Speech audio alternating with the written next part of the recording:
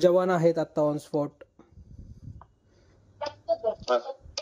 आता आता तर सर स्पॉट वरती नाही, पण आपल्याला कॉल आला होता सर रात्री 3 वाजेला. ओके. रात्री 3 वाजेला आपण जेव्हा गेले ना, तेव्हा फर्स्ट फ्लोअर पूर्ण ते म्हणजे खालचं ग्राउंड लेवल पूर्ण पाण्यामध्ये, म्हणजे 8-9 पूर्ण पाण्यातच होतं ते. ओके. तो एरिया पूर्ण. मग आपण गेल्यानंतर आधी त्या लोकांना, जे घरामध्ये लोक होते त्या लोकांना पहिले बाहेर काढलं.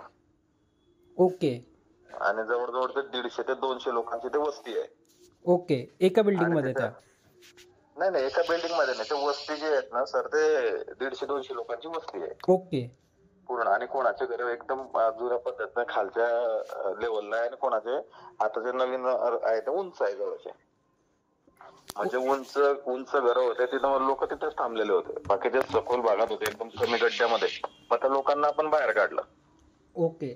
काय थोडेफार गुरंढोरं होते त्यांना आपण बाहेर काढलं. बाकीचे नंतरचे जे खोल पाण्यामध्ये होते तिथे जाता झालं नाही. ओके.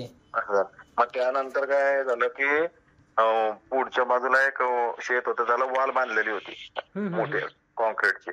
त्याच्यामुळे तर पाणी जायला रस्ता नव्हता. आणि जो ओढा होता तो जुना पद्धतचा होता, त्याच्यामुळे त्याला आउटलेट छोटे होते, त्याच्यामुळे पाणी पुढे जात नव्हतं. आणि पाण्याच्या दबावामुळे काय झालं की ते आरसीसी वॉल पण पडली, थोडं पाणी मोकळं झालं. ओके. हॅलो. आणि जेसीबीच्या साहाय्याने पण जो रोड होता त्या रोडाला मधून पण चीर पाडली एक. ओके. खोदून घेतला त्याला, त्याच्यामुळे तर पाणी हळूहळू कमी झालं. पण आपण पाणी कमी व्हायच्या अगोदर आधी लोकांना आपण हे केलं आणि लोकांना पहिले बाहेर काढलं. ओके.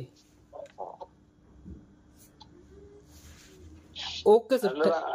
हो, एक 5 वाजेच्या आधीच सर्व काम आपलं सर बऱ्यापैकी तिथे कम्प्लीट होऊन गेलं. पहाटे 5 वाजेच्या अगोदर आपलं काम 5 वाजे. हो हो हो. ओके. आणि जवळजवळ आपली टीम सर तिथे 8 वाजेपर्यंत टीम तिथेच होती.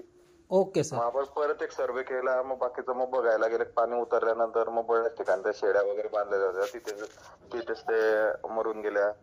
काही बरेच कुत्रे वगैरे होते झाडावरती जरासं वरच्या लेवलला बसवून ठेवलेले होते. काही शेड्या होत्या त्या वरच्या लेवलला बसवून ठेवलेल्या होत्या, तेवढ्या वाचले सगळ्या. Okay sir, thank you.